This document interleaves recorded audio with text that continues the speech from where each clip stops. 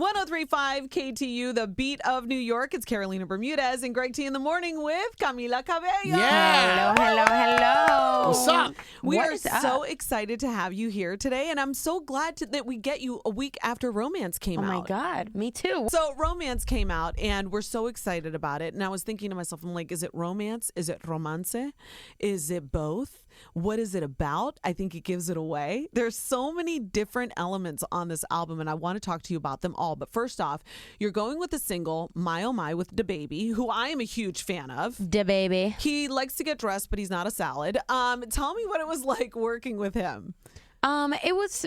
I mean, he's just insanely talented. Yeah. Did you see his SNL performance? Totally. We were just talking about it. He was like really electric. It was insane. Yeah. It was insane. It was one of my favorite SNL performances I've seen. I mean, I was just obsessed with Suge when I came out, and when he just, like, you know, when I discovered him, and I was just like, oh, he would sound awesome on this song. Yeah. And he just recorded his verse and sent it in, and I was like, that's incredible. I'm kind of bummed out about that, though. That was what I was going to ask you, because I love when people get together in the studio, and it just barely even happens anymore because of scheduling. It's so true. Yeah. It's so true. I mean, especially for features, because, you know what I mean? Like, I feel like unless two artists, like, write a song from scratch together, that it doesn't happen like that much with features. But totally. Well, I'm performing with him tonight. You are? Yeah. Where are you performing with him? Jimmy Fallon. No way. Oh my Yeah, gosh. Well, I won't stay up late for that because I get up at 3:45, but I will DVR it, I promise. Well, I don't blame you. I'll stay up. I'm watching.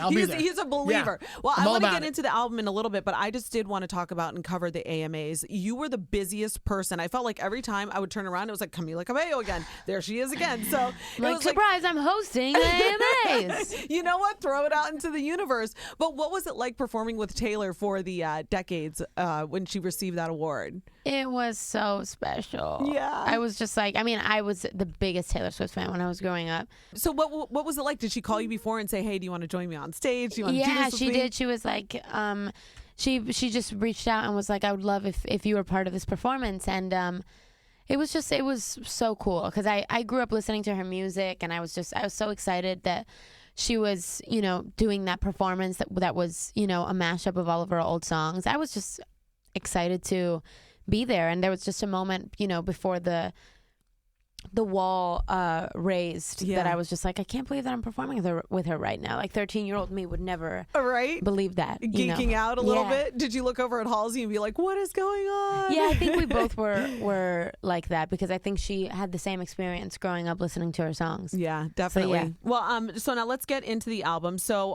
why was Romance the right title for this?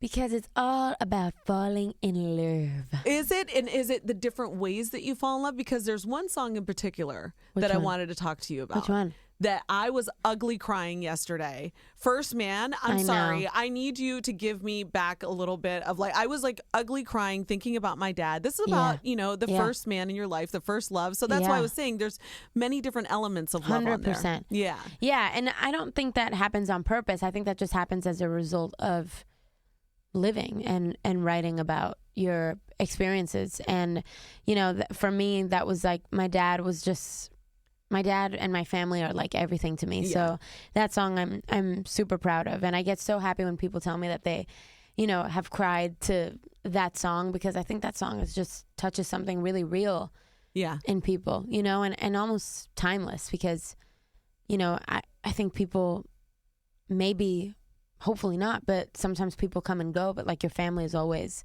your dad is always the man. He's the first man that loved you. Yeah. I told Colleen, my producer, I was like, I gotta call my dad. I was like, I gotta go. This is so. Did you play? you? I did, Good. and I told him. I always tell him I love him. But what did your dad do when he heard for the first time? Oh, he cried. Did he? Yeah. Oh my gosh! And he's probably like one of those doesn't want to let it out. Oh yeah, I've never. Well, okay.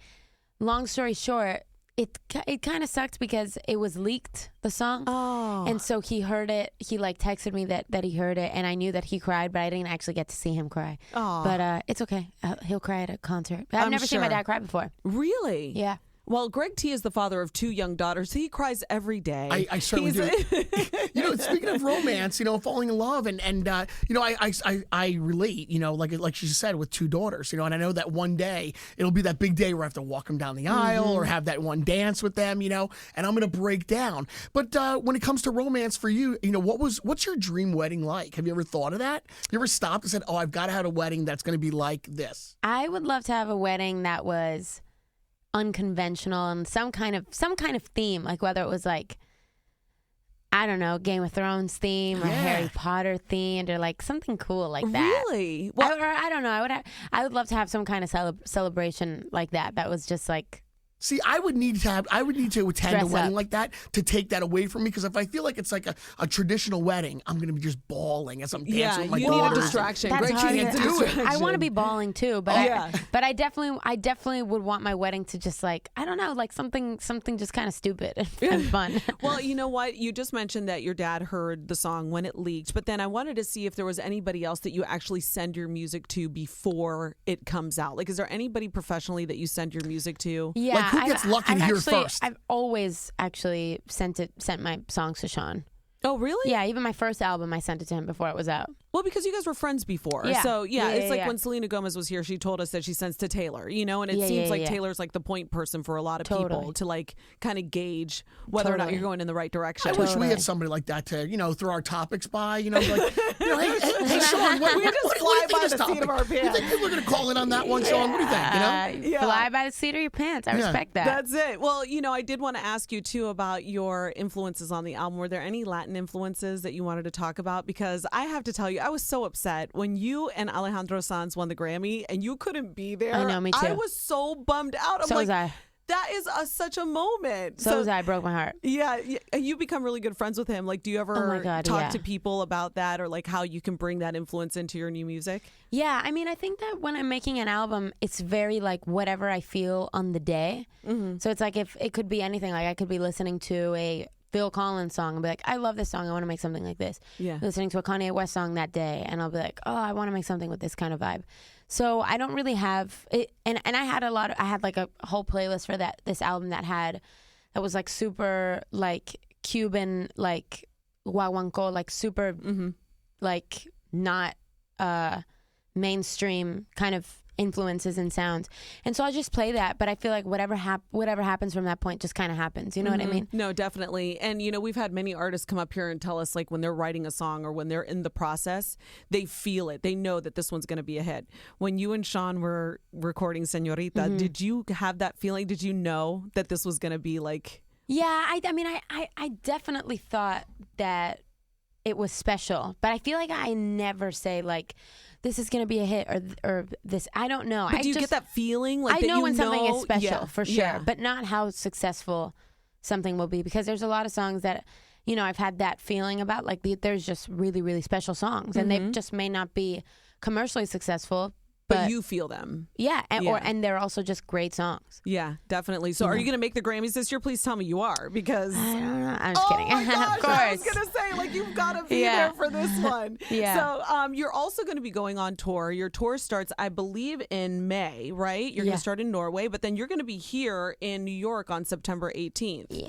Yeah, baby. You're going to be at Madison Square Garden. Honestly, my dream is to move here and live here. Really? I'm obsessed with New York. You're a Florida girl. You're a Miami girl. I So know. this is trust me, I moved from Miami to New York in 2005, and everything gave me away. I wore bright colors. Yeah. I was super tan. I Yeah, had my yeah. streaks in my hair. I was like the Miami chick. You could Yeah, pick yeah. me out of a lineup. Yeah, but yeah. I feel like you would blend in here. I think so too. I gotta tell you, I live in New Jersey, and it's like cool, Maybe you want to, Jersey! You're repping your people, Yeah, man. exactly. So can you give us any hints on the tour? Like, are you super involved right now in the construction and what you want it to be, the vision of it?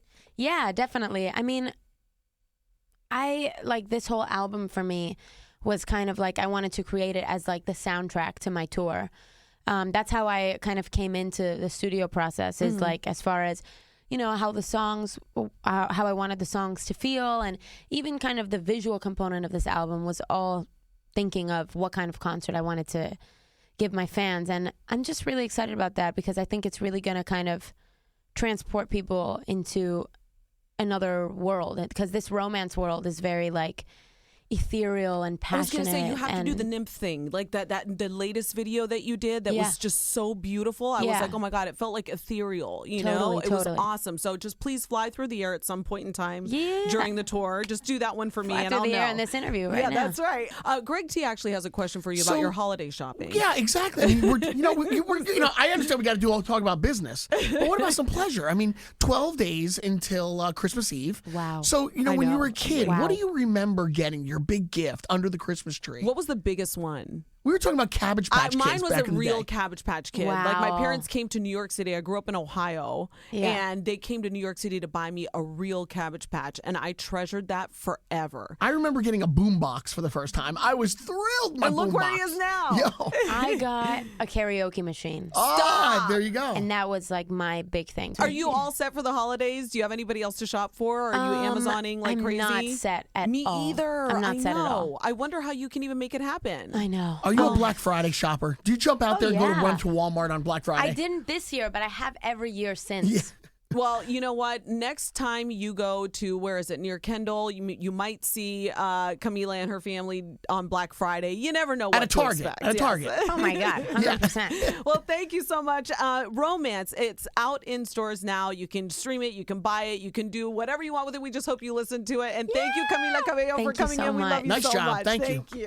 Thank you guys.